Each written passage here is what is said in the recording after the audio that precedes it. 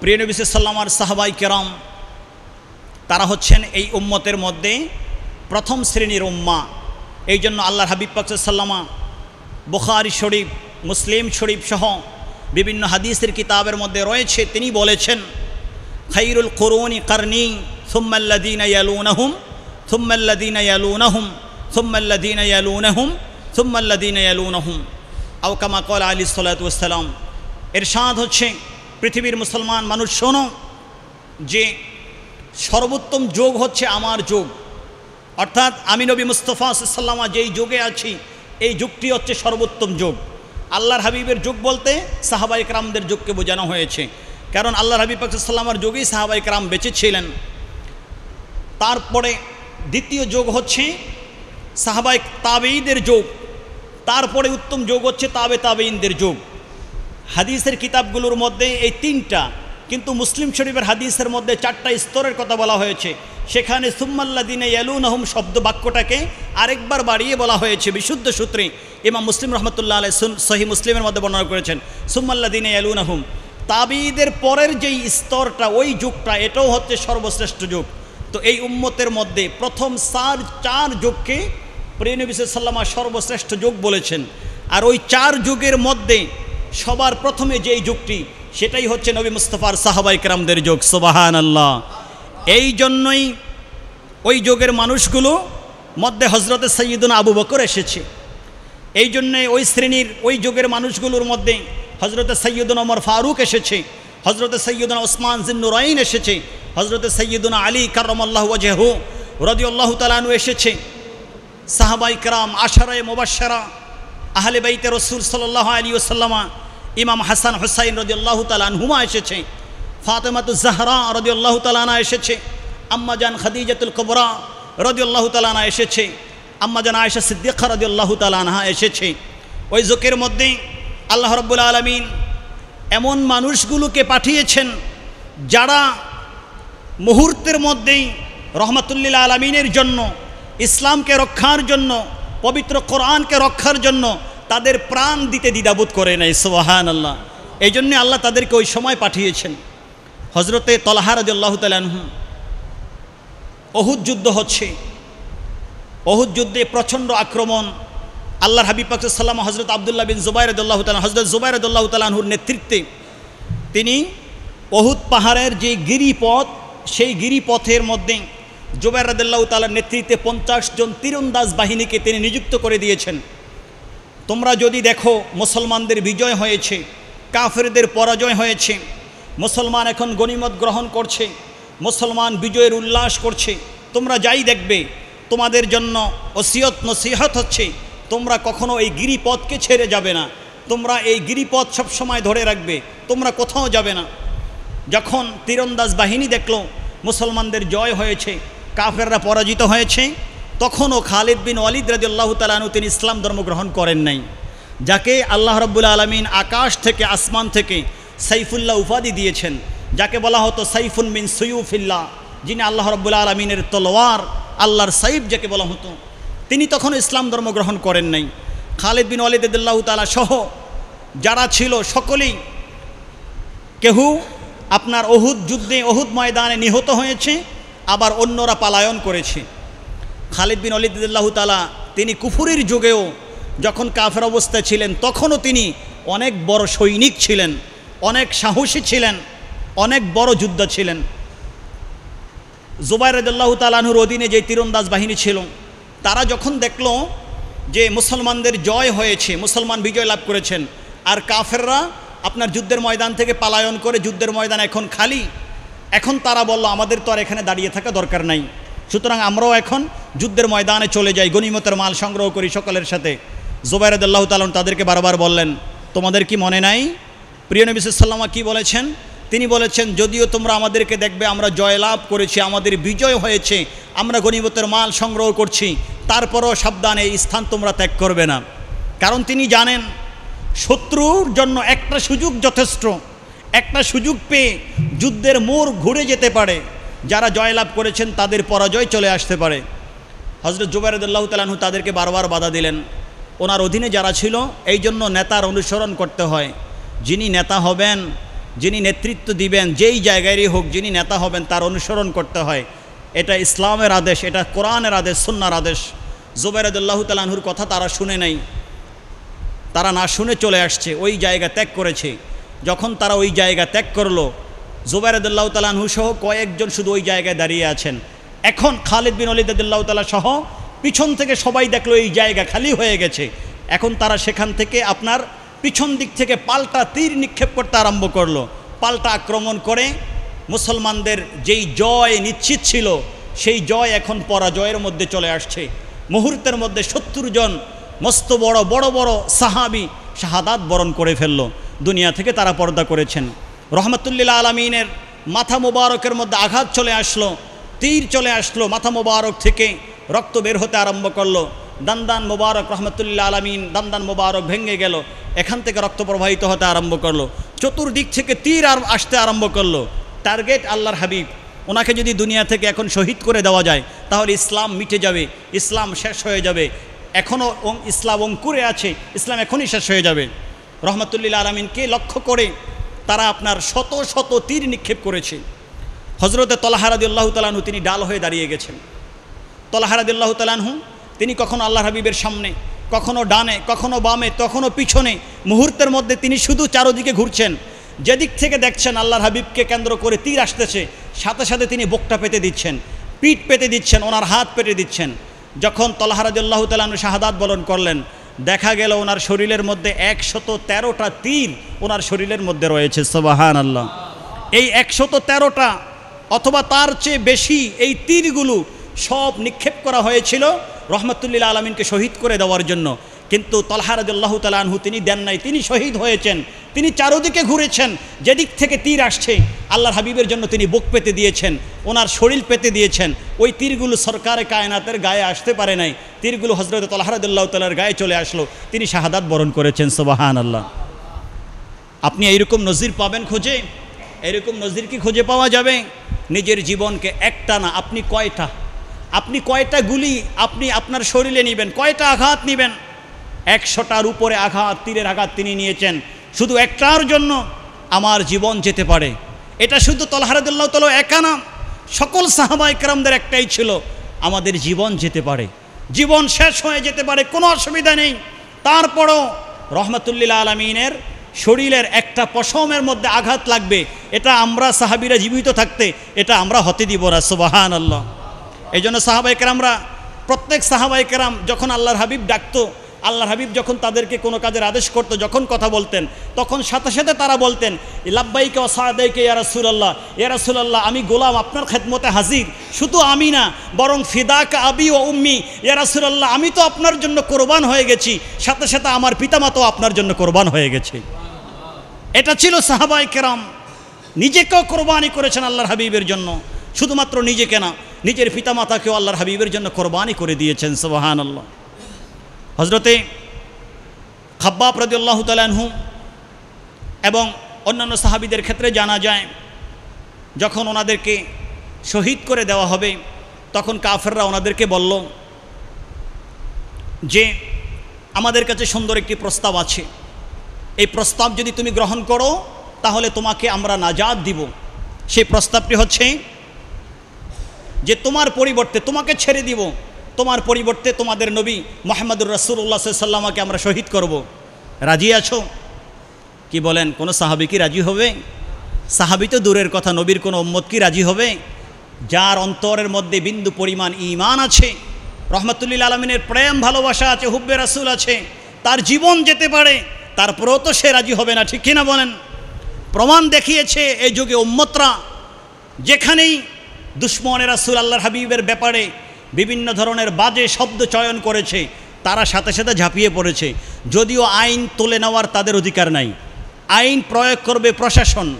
আইন প্রয়োগ করার মতো প্রত্যেক দেশে সরকারের পক্ষ থেকে প্রশাসন আছে, নির্দিষ্ট মহল আছে, কোর্ট আছে, জায়গা আছে, নির্দিষ্ট জায়গা আছে, যে সকল জায়গায় বিচার হবে, অপরাধের শাস্তি হবে। কেউ আইন তুলে নিবে না, যারা আইন প্রয়োগ করার তারা করবে। কিন্তু তারপরেও অনেক জায়গায় আশেক রাসূলুল্লাহ সহ্য করতে পারেন নাই। এটা এখন না, সাইয়্যিদুনা ওমর রাদিয়াল্লাহু তাআলার যুগে ওমর রাদিয়াল্লাহু প্রিয় নবী সাল্লাল্লাহু আলাইহি ওয়াসাল্লামের যুগে জুল খোয়াইসারা, বুখারী শরীফের হাদিস, জুল খোয়াইসারা মুসলমানের লেবাস পরে ভিতরে আল্লাহর হাবিবের বিদ্বেষ নেফাকি পোষণ করেছে। জুল খোয়াইসারা প্রিয় নবী সাল্লাল্লাহু আলাইহি ওয়াসাল্লাম যখন হুনাইনের যুদ্ধের গনিমত বন্টন করছিলেন এবং আরেকটা সময় ইয়ামান থেকে যখন গনিমত মালামাল আসছে সেই মালামাল বন্টন করছিলেন, দুই সময়ের ঘটনা সহিহ বুখারীর মধ্যে আপনারা পাবেন। জুল খোয়াইসারা প্রিয় নবী সাল্লাল্লাহু আলাইহি ওয়াসাল্লামের দরবারের সামনে ছিল, সে দেখছে আল্লাহর হাবিব বন্টন করছে।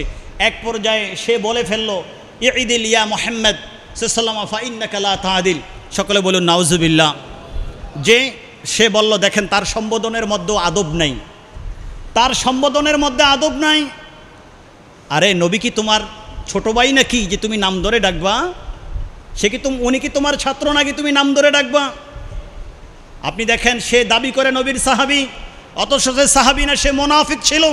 যেমনটা মুনাফিক ছিল মুনাফিক সরদার আব্দুল্লাহ বিন উবাই, সাহাবীর ভেষ ধরেছিল নিজেকে বাঁচানোর জন্য, কিন্তু মুনাফিকদের সরদার ছিল। ঠিক তেমনিভাবে জুল খোয়াইসারা যখন বলল ইদিল ইয়া মুহাম্মদ ফা ইন্নাকা লা তাদিল, যে হে মোহাম্মদ এইভাবে ডাকছে, আপনি বলেন নবীকে কি এইভাবে ডাকা যাবে?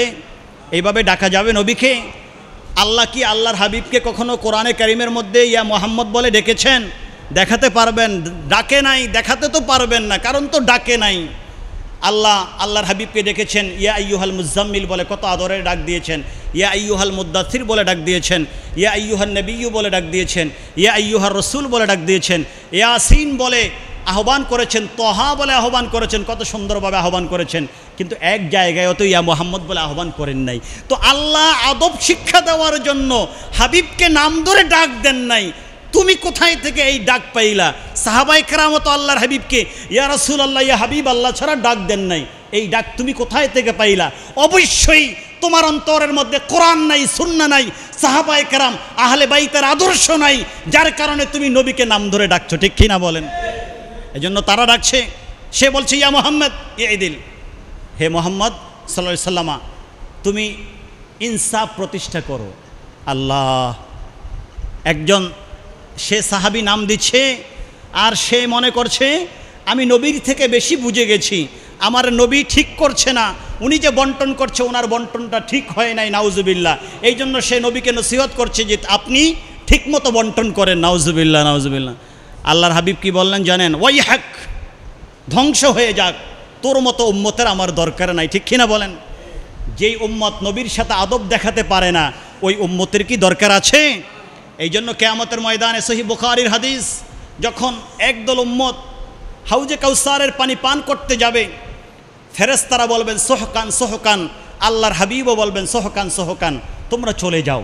তারা উম্মতের লেবাস পরে আল্লাহর হাবিবের দরবারে হাউজে কাউসারের পানি পান করতে যাবে, কিন্তু আল্লাহর হাবিব তাদেরকে হাউজে কাউসারের পানি পান করাবেন না। সোহকান সোহকান বলে সাহাবায়ে কেরাম তাদেরকে তাড়িয়ে দিবে। এটার পিছনে কারণ কি? কারণ তারা উম্মতের দাবিদার ছিল, কিন্তু তাদের অন্তরের মধ্যে নবী মুস্তাফা ছিল না, নবীর আদব ছিল না, তাদের অন্তরের মধ্যে কোরআনের নূর পৌঁছে নাই, ইসলামের নূর পৌঁছে নাই। এই জন্য হাউজে কাউসারও তাদেরকে তাড়িয়ে দেওয়া হবে। সে বলল ফা ইন্নাকা লা তাদিল, কারণ আমি দেখতে পাচ্ছি আপনি ইনসাফ করছেন না, নাউজুবিল্লাহ। আল্লাহর হাবিব বলেন ওই হাক, তোমার ধ্বংস হয়ে যাক, তোমার মতো উম্মত আমার দরকার নাই। এরপরে তিনি বললেন আমি যদি ইনসাফ না করি, মাইয়া আদিল, আমি নবী মুস্তাফা যদি ইনসাফ পৃথিবীতে না করি, তুমি আমাকে দেখাও এই পৃথিবীতে ইনসাফকে প্রতিষ্ঠা করবে। আমাকে তো পাঠানো হয়েছে ইনসাফের পাল্লাকে সঠিক মতো স্থাপন করার জন্য, ইনসাফকে সঠিকভাবে প্রতিষ্ঠা করার জন্য আমাকে পাঠানো হয়েছে। তো আমি যদি ইনসাফ না করি, এই পৃথিবীর মধ্যে কে আছে আমাকে দেখাও ইনসাফ প্রতিষ্ঠা করবে। হযরতে সাইয়্যিদুনা ওমর রাদিয়াল্লাহু তাআলা আনহু তখন দাঁড়ানো ছিলেন, সহ্য করতে পারেন নাই। আল্লাহর হাবিবের সাথে বেয়াদবিমূলক শব্দ আচরণ ব্যবহার করেছে যে আপনি ইনসাফ করেন, আল্লাহর হাবিবকে আদেশ করছে আপনি ইনসাফ করছেন না, এই ধরনের কথা বলছে, বেয়াদবিমূলক শব্দ উচ্চারণ করেছে। সাইয়্যিদুনা ওমর রাদিয়াল্লাহু তাআলা আনহু দাঁড়িয়ে গেলেন, তলোয়ার খুলে ফেললেন, দাঁড়িয়ে গেলেন। ইয়া রাসূলুল্লাহ দানি, আপনি আমাকে অনুমতি দেন, আদরিব উনুকা হাদাল মুনাফিকি, সে তো সাহাবী না, সে মুসলমান না। ইয়া রাসূলুল্লাহ খুবসুল বাতিন, তার ভিতরটা নষ্ট, আপনি আমাকে অনুমতি দেন, আমি এখনই তার গর্দানটা উড়িয়ে দিব, কারণ সে আপনার সাথে বেয়াদবি করেছে। আল্লাহর হাবিব পাক সাল্লাল্লাহু আলাইহি ওয়াসাল্লাম বললেন যে না, আমি তোমাকে অনুমতি দিচ্ছি না। এই জন্য অনুমতি দিচ্ছি না, কারণ মানুষগুলো বলবে সে তো আমার উম্মতের লেবাস পরে আসে, সে তো আমার উম্মতের পোশাক পরে আছে। মানুষগুলো বলবে, কাফেররা বলবে, আমি আমার উম্মতকে মারছি, তোমরা ভাই ভাই মুসলমান মুসলমান ঝগড়া করছো, তোমরা একজন আরেকজনকে হত্যা করছো। কাফেররা অমুসলিমরা এটা বলবে, এই জন্য আমি অনুমতি দিব না। তবে তাকে তুমি মারতেও পারবে না, কারণ কাজায়ে এলাহি হচ্ছে, স্বয়ং খোদার ফয়সালা হচ্ছে। ফাইন্নাহু ইয়াখরুজু মিন দাদাতি হাদা কওমুন ইয়াখরুজুনা মিনাদ দীনি কামা ইয়াখরুজু আস-সাহমু মিনাল কাউসি আও কামা ক্বালা আলাইহিস সালাতু ওয়াস সালাম। কাজায়ে এলাহি হচ্ছে দরবারে রিসালাতের সাথে বেয়াদবির মধ্য দিয়ে আরম্ভ হলো তার নেফাকি। সে শুধু একা থাকবে না, বরং তার বংশধর কিয়ামত পর্যন্ত থাকবে, তার অনুসারীরা কিয়ামত পর্যন্ত থাকবে। তারা এইরকমভাবে দেখবে, তারা এইরকমভাবে পোশাক পরিধান করবে, তারা ইসলাম নিজেদেরকে নামাজি বলবে, রোজাদার বলবে, তোমাদের পাশেই তারা থাকবে। কিন্তু তাদের অন্তরের মধ্যে ইসলামের বেশভূষা তাদের বাহিরে থাকবে, তাদের অন্তরের মধ্যে ইসলামের নূর প্রবেশ করবে না। ইসলাম থেকে তারা এমনটাই বের হবে যখন তীরন্দাজ তীর নিক্ষেপ করে, তীর নিক্ষেপ করার কারণে তীরটা যখন ধনুক থেকে আলাদা হয়ে অন্য জায়গায় চলে যায়, এইরকম ইসলামটা তার অন্তর থেকে বের হয়ে পড়বে। ইসলামের সাথে তার অন্তরের সাথে কোনো সম্পর্ক থাকবে না, ইসলাম তার অন্তরের মধ্যে প্রবেশ করবে না। প্রিয় নবী সাল্লাল্লাহু আলাইহি ওয়াসাল্লাম আরও বলেছেন, তাহকিরিউনা সলাতাকুম বিসলাতিহিম, যে তারা তাদের বাহ্যিক বেশভূষায় এত সুন্দর করে নামাজ পড়বে, ইবাদত করবে, তোমরা তোমাদের ইবাদত, সাহাবীদেরকে বলছেন, তোমরা তোমাদের ইবাদত দেখে মনে করবে, তোমরা তোমাদের নামাজ দেখে মনে করবে, হায় রে আমাদের নামাজ তো তাদের সামনে কিছুই না, তারা এত সুন্দর করে নামাজ পড়ছে, এত সুন্দর করে ইসলামের প্র্যাকটিস করছে, তাদের সাথে তো আমাদের প্র্যাকটিস কিছুই না, তোমরা সাহাবায়ে কেরাম সেটা মনে করবে। প্রিয় নবী সাল্লাল্লাহু আলাইহি ওয়াসাল্লাম বললেন, হুম দুআতুন আলা আবওয়াবি জাহান্নামা, তারা যাদেরকে ডাকছে তারা সবাই জাহান্নামের পথের যাত্রী, তারা মূলত জাহান্নামের দরজায় দাঁড়িয়ে দাঁড়িয়ে মানুষগুলোকে ডাকছে। কিভাবে বুঝবেন? নামাজি তো জান্নাতের পথের যাত্রী, তারা তো জাহান্নামে যাবে না। যারা কোরআনে কারিম তেলাওয়াত করবে, রোজা রাখবে, তারা তো জান্নাতের পথের যাত্রী, তারা তো জাহান্নামে যাবে না। তো প্রিয় নবী সাল্লাল্লাহু আলাইহি ওয়াসাল্লাম সহিহ বুখারীর হাদিসে এইভাবে কেন বললেন? একদল নামাজিকে কেন জাহান্নামী বললেন?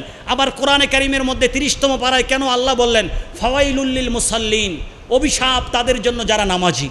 তো নামাজি যিনি, তিনি তো অভিশাপ পাবেন না। নামাজির জন্য তো হচ্ছে ইন্নাল্লাযীনা আমানু ওয়া আমিলুস সলিহাতি কানাত লাহুম জান্নাতুল ফিরদাউসি নুজুলা, যারা নামাজ পড়বে, ইবাদত করবে, তাদের ঈমান আকীদা বিশুদ্ধ করবে, তাদের পক্ষ থেকে, তাদের জন্য আল্লাহর পক্ষ থেকে নেয়ামত হচ্ছে তারা তো আমার আল্লাহর জান্নাতে যাবে, তো তারা তো জাহান্নামে যাবে না। অথচ আল্লাহ ফাওয়াইলুল লিল মুসাল্লিন বললেন, অভিশাপ তার নামাজিদের জন্য। এরপরে আল্লাহ কি বললেন?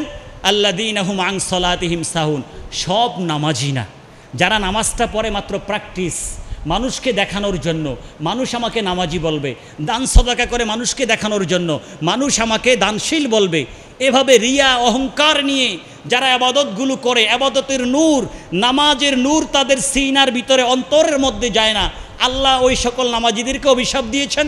আল্লাহর হাবিব তাদের ক্ষেত্রে বলেছেন তারা জান্নাতে যাবে না, জান্নাতের ঘ্রাণও তারা পাবে না।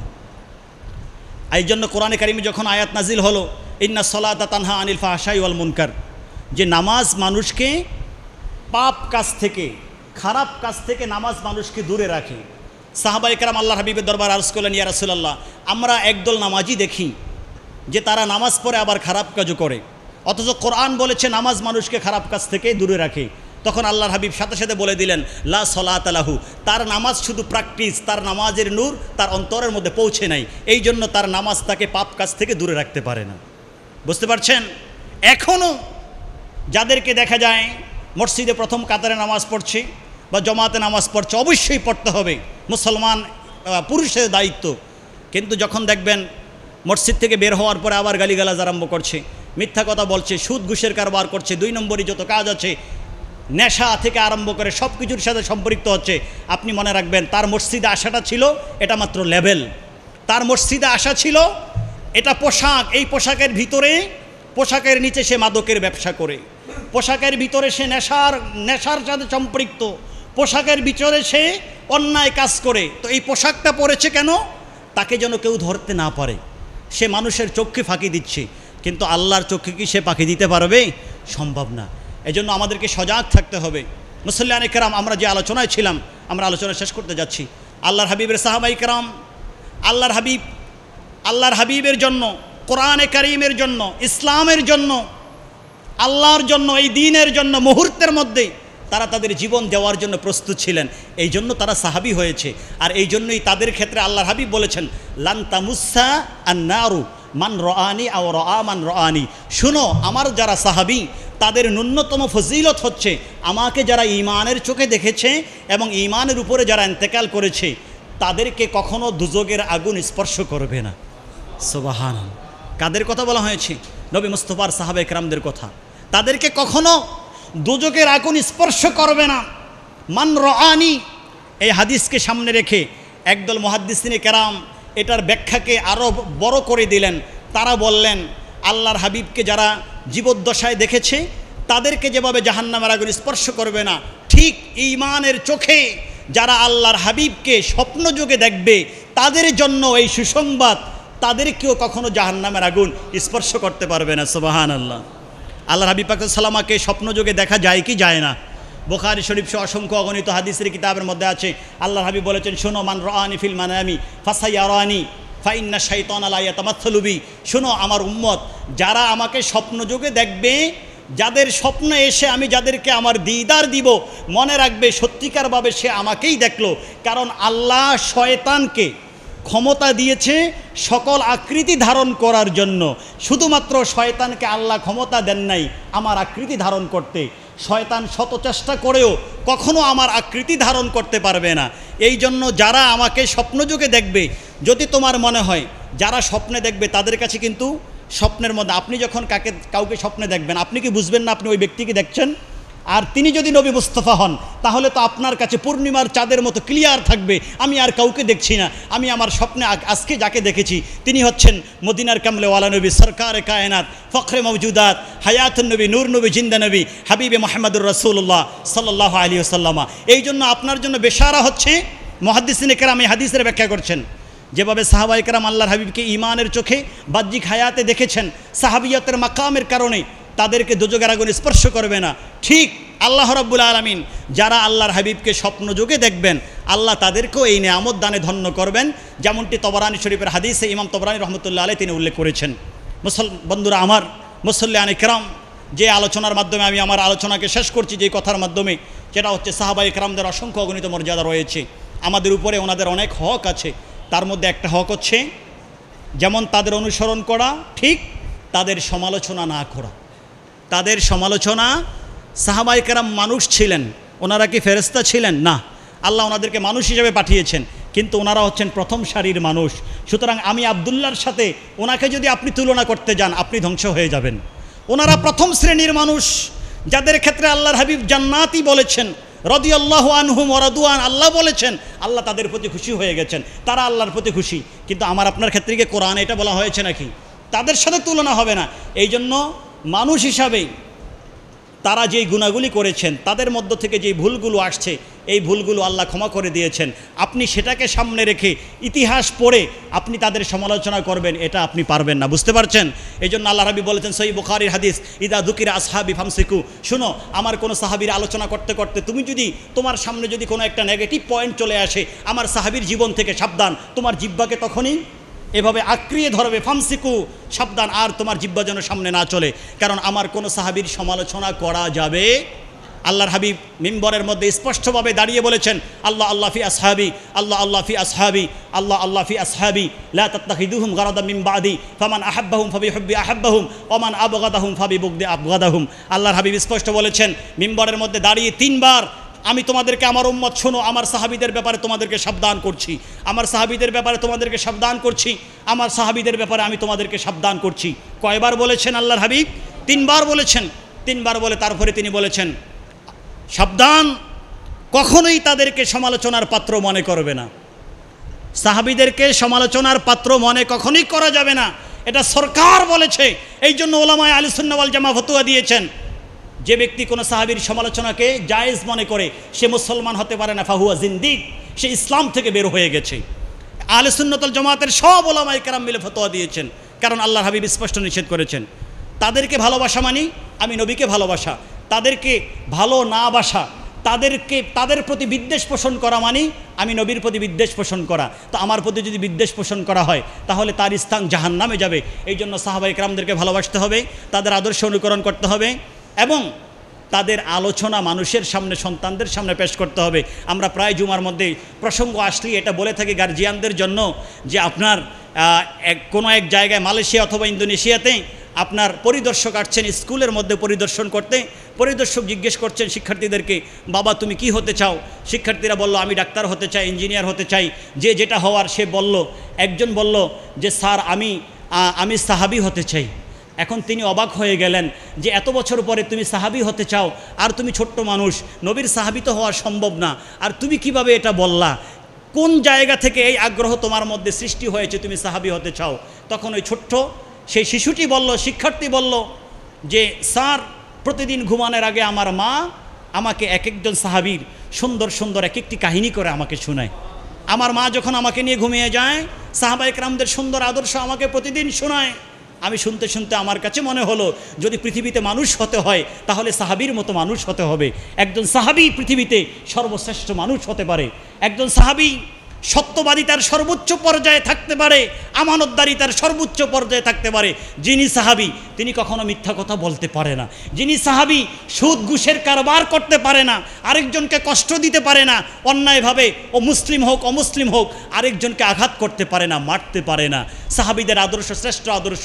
এই জন্য তিনি বলেছেন, ওই সন্তান বলেছে আমি নবীর সাহাবী হতে চাই। সুবহানাল্লাহ। আমাদের দায়িত্ব, আমরা যারা গার্জিয়ান, পিতা হয়েছি, দাদা হয়েছি, বড় ভাই হয়েছি, সাহাবায়ে কেরামদের জীবনী পড়ে তাদের কাছে সাহাবায়ে কেরামদের জীবন আদর্শ তাদের সামনে তুলে ধরা। দেখবেন তাদের জীবনটা ছোটোবেলা থেকেই বড় হবে, তাদের জীবনটা সুন্দর হয়ে যাবে। আল্লাহ যেন আমাদেরকে কবুল করেন, সাহাবায়ে কেরামের আদর্শ অনুকরণ করার সুযোগ দান করেন। আল্লাহুম্মা আমিন।